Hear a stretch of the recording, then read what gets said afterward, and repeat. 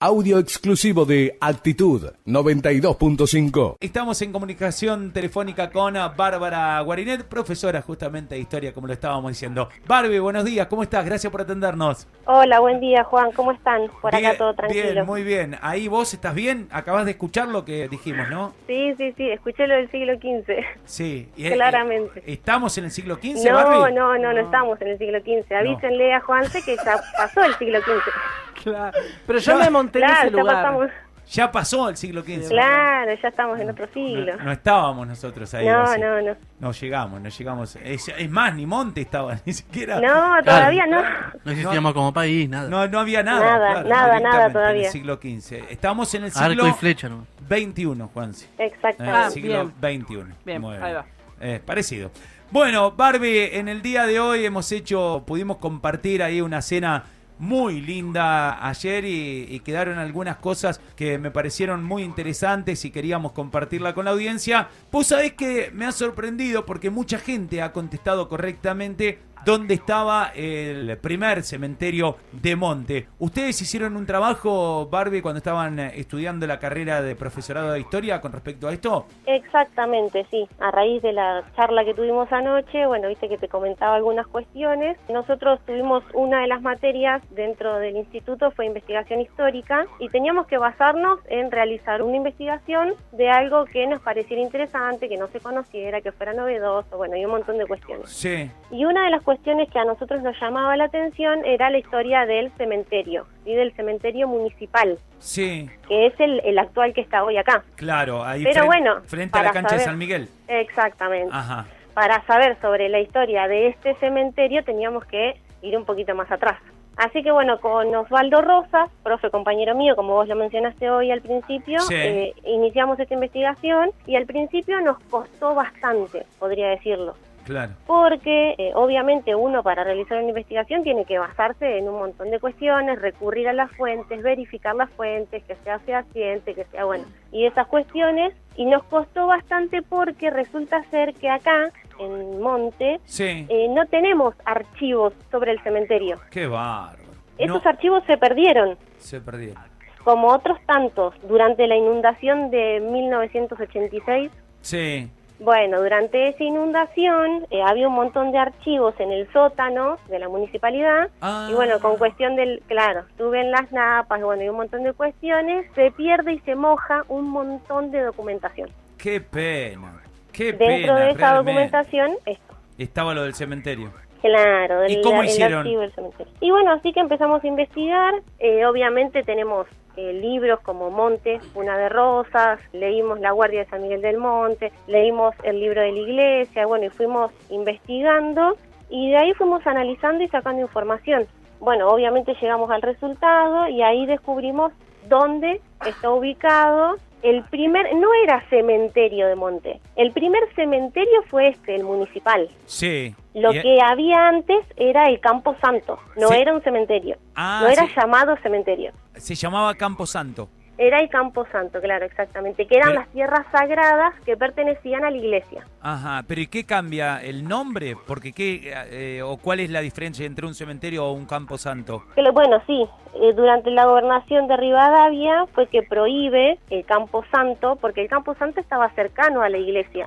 Sí. Y entonces, al estar cercano a la iglesia, en ese momento no había la cantidad de habitantes que existe hoy y demás, entonces estaba como muy cerca de todos los habitantes. Sí. Y en un momento, bueno, se creía, o en realidad fue así también, que el enterrar a las personas tan cerca de los vivos iba a generar enfermedades. Obviamente el olor y la descomposición de aquellas personas que estaban en el Campo Santo, sí, tan cercano a las personas vivas, por decirlo de alguna manera, obviamente iba a generar enfermedades. Claro. Y bueno, y por eso ahí se decide trasladar este Campo Santo y construir cementerios municipales alejados de lo que era en ese momento el casco urbano, por decirlo de alguna manera. Sí. ¿Y dónde estaba este Campo Santo?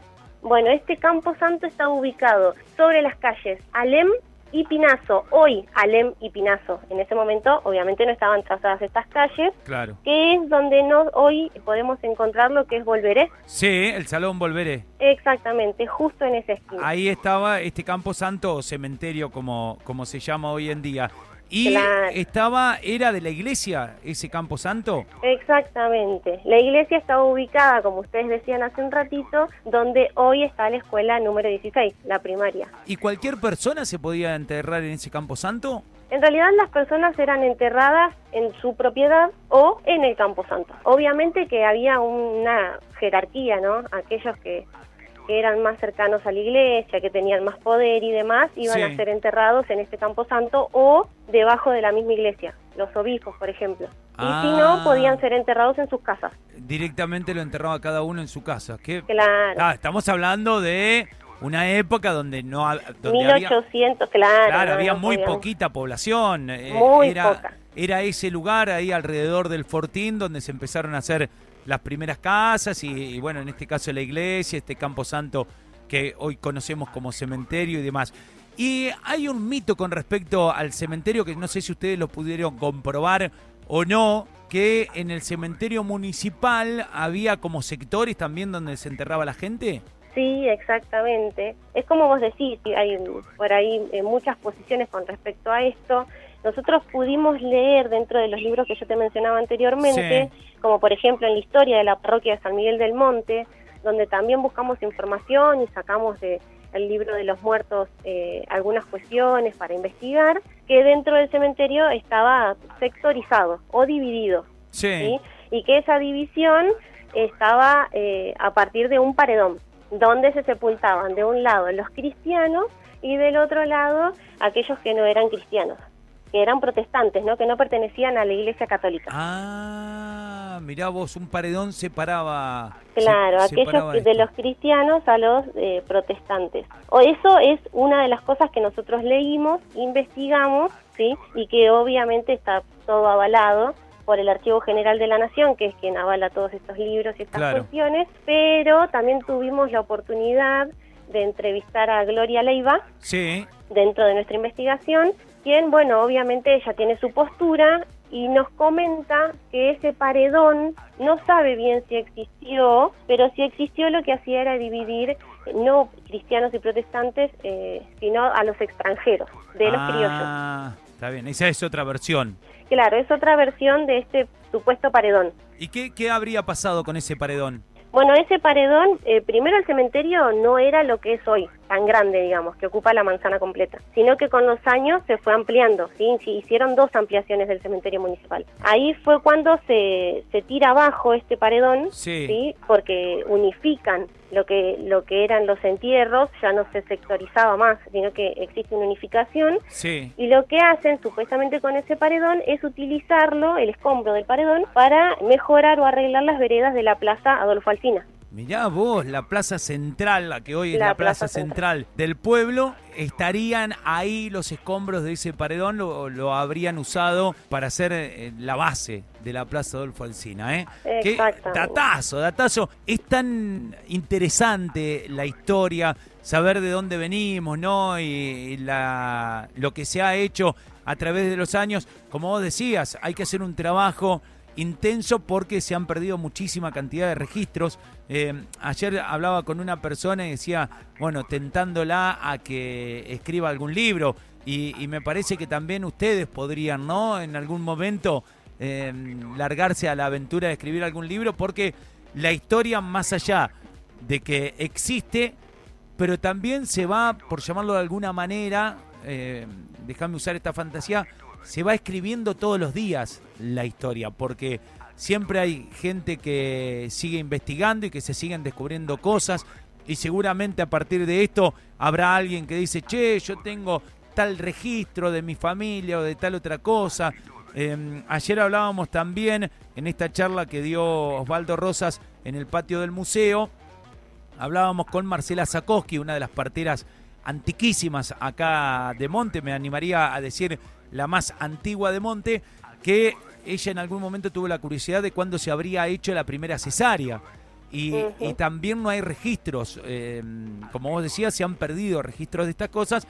Llegó a la información a través de averiguaciones y demás, pero no hay registros. Y también decía, estaría bueno que haya algún libro que asiente todo esto y que uno pueda leerlo como ustedes hicieron en la investigación, en los libros que están escritos, también agregar cosas que ustedes van descubriendo de monte, ¿no? Y sería lo ideal, porque es como vos decís, la historia la escribimos nosotros día a día. Claro. Nosotros somos historia. Claro. Entonces vamos construyendo a medida que avanza el tiempo, y lo ideal sería que siempre exista un registro para que aquellos que venimos, ¿no? Podamos tomarlos y escribir y redactar y poder informarnos. Pero bueno, sí, se perdieron muchos archivos, muchas cosas no existen, entonces de repente te cuesta mucho llegar a la información. Claro. Y además que no es fácil, porque una vez que uno encuentra una información tiene que verificar esa fuente. Claro, claro. No es que uno puede decir, bueno, si tal me dijo que existía tal cosa, entonces lo pongo en mi investigación. Claro. No, uno tiene que verificar y bueno, se trata de un montón de cuestiones. Y también existe esto, nosotros pudimos acceder a ciertos lugares y a ciertos archivos porque estábamos investigando. Pero no toda la sociedad tiene al alcance de la mano esos archivos para poder saber. Entonces está bueno esto, escribirlo, poder mostrarse a las personas, contarlo como vos ahora me estás llamando para que por ahí muchas personas que no sabían esta historia la conozcan. Sí. Y bueno, ese era nuestro fin. Hicimos este trabajo, lo presentamos en el instituto y en realidad cada vez que damos historia y que nos toca dar historia de monte, nosotros siempre contamos esto porque es importante. Está buenísimo. Es importante saberlo. Sí, está muy, pero muy bueno. Ayer, y soy insistente en esto, estuvo muy buena la charla que dio Osvaldo. Para mi gusto había poca cantidad de gente porque nos hemos enterado de muchísimas cosas que no voy a ir tirando data, me voy a guardar alguna porque quiero seguir jugando con estas cosas y viendo si la gente sabe o no, y que si no sabe se pueda enterar e ir compartiendo más información. Así que, Barbie, Perfecto. muchísimas gracias por esta comunicación y bueno, te vamos a integrar a esta columna histórica, por llamarla de alguna manera, que siempre la hacemos con Osvaldo y está bueno también tener otra voz que además sé del trabajo y de lo ocupada que estás en tu trabajo, porque como conversábamos en privado, no solo te has quedado con que me recibí y has tenido muy buen promedio, sino que has seguido laburando muchísimo más para poder estar a la altura de pararte frente a gente, a chicos, a adolescentes y poder enseñarles, estar capacitada para eso. Y la verdad que necesitamos más gente como vos. Muchas veces, lamentablemente, son los menos, pero las felicitaciones para vos y para los que, como vos, se toman en serio su trabajo de educador. Bueno, muchísimas gracias. La verdad es que, bueno, primero gracias, y es como vos decís, uno aprende y continuamente estamos aprendiendo. Todos los días aprendemos algo nuevo y no hay nada más lindo que aprender, justamente. Entonces, bueno, si tenemos las herramientas y podemos seguir leyendo, estudiando, conociendo, nos construye aparte como personas. Claro. ¿Sí? Nosotros somos de acá, de San Miguel del Monte, y de repente no saber ciertas cuestiones Sí, te da un poco, viste, de intriga, de querer saber más y más y más, y bueno, nos lleva a esto, a conocer. Pero está bueno lo que vos decís, me sumo obviamente a la columna histórica. Buenísimo. Y que sí, que sigamos con esto, de que nuestra sociedad, que nosotros los montenses, podamos saber y conocer nuestra historia, que de repente por ahí sabemos lo que sabemos todos, ¿sí? Lo común en la sociedad. Y hay cosas que no se saben, entonces Claro. bueno, estaría bueno poder difundir esta información y que conozcamos un poco más de nuestra historia, que es nuestra. Como te Sí, estaba sí, diciendo. porque aparte somos muy importantes en la historia argentina, de cómo se ha Tal ido cual. formando todo y de cosas que por ahí, como vos decís, no conocemos o no sabemos, y si la sabemos y la empezamos a conocer, nos vamos a valorar más nosotros también como montenses. Porque Tal cual. a veces decimos o estamos mirando, no sé, lobos, cañuelas, las flores, y cuando vos decís, che, desde acá, desde San Miguel del Monte, pasó tal cosa, se aportó tal cosa, se hizo tal otra, vos decís, ¡apa!